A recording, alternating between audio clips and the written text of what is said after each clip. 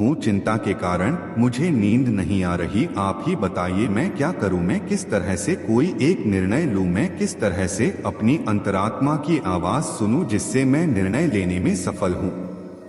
किस तरह से मैं एक सफल निर्णय लूं और किस तरह से मैं अपने साम्राज्य को बचा पाऊंगा। राजा की यह बात सुनकर गुरु मुस्कुराने लगे और राजा से कहते हैं, राजन, हर इंसान के दो मन होते हैं।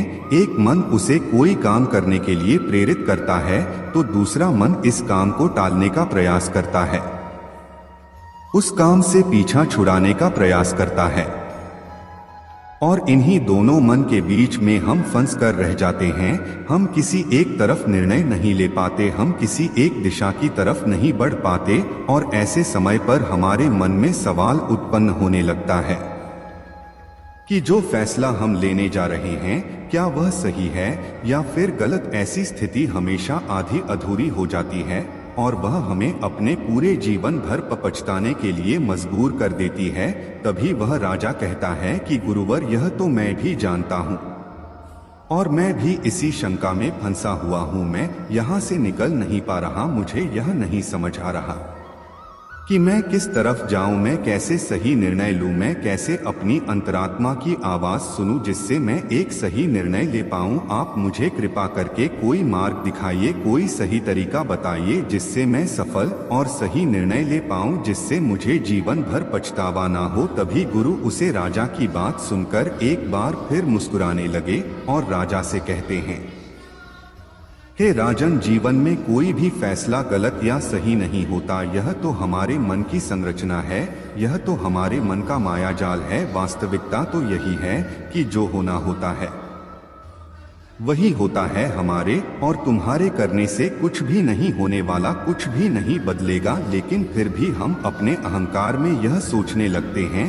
कि हम जैसा चाहते हैं हम वैसा ही करेंगे और जैसा हमें चाहिए बिल्कुल वैसा ही होगा। हम यही सोचते हैं कि हम अपने फैसले से दुनिया बदल सकते हैं और इसीलिए हम सही और गलत के चक्कर में फंस कर रह जाते हैं और हम कोई भी काम आगे नहीं उठा पाते, कोई भी निर्णय नहीं ले पाते। लेकिन वास्तविकता तो यही है कि फैसला कभी भी गलत और सही नहीं होता।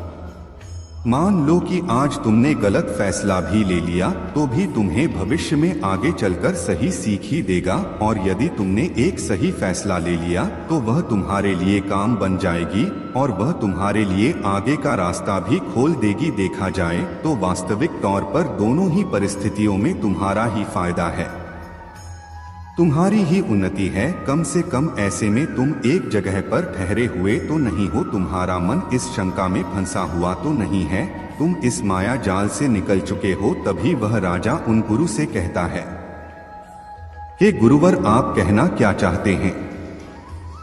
आप कहानियां तो नहीं कह रहे कि मैं बिना सोच विचार के कोई भी निर्णय ले लूं क्या? ऐसा करना मूर्खता का प्रमाण नहीं होगा। आज मेरे ऊपर लाखों लोगों की जिम्मेदारियां हैं और वे ऐसे ही कोई भी फैसला कैसे ले सकता हूं? तभी गुरु मुस्कुराते हुए राजा से कहते हैं, हे राजन, तुम मेरी बात समझ नहीं रहे हो। मैं तुमसे ऐसा नहीं कह रहा कि तुम सोच विचार कर निर्णय मत लो, बल्कि मैं तो यह कह रहा हूं कि अच्छी तरह से सोच विचार कर निर्णय लो और अच्छी तरह से सोचने के बाद, पूर्ण रूप से सोच विचार करने के बाद तुम अपने दोनों मन को एक जगह पर सहमत करवाओ। यदि तुम अपने दोनों मन को एक निर्णय पर ला पाते या एक काम के लिए और एक ही दिशा में ला पाते तो वही फैसला तुम्हारी अंतर आत्मा का फैसला होगा। तुमने कई बार यह अनुभव तो किया ही होगा कि किसी काम में तुम्हारा मन तो कर रहा है लेकिन बुद्धि तुम्हारा साथ नहीं दे रही, बुद्धि तुम्हारा पल पल विरोध कर रही है। और ऐसी स्थिति में हमारे मन और हमारी बुद्धि के बीच युद्ध चल रहा होता है।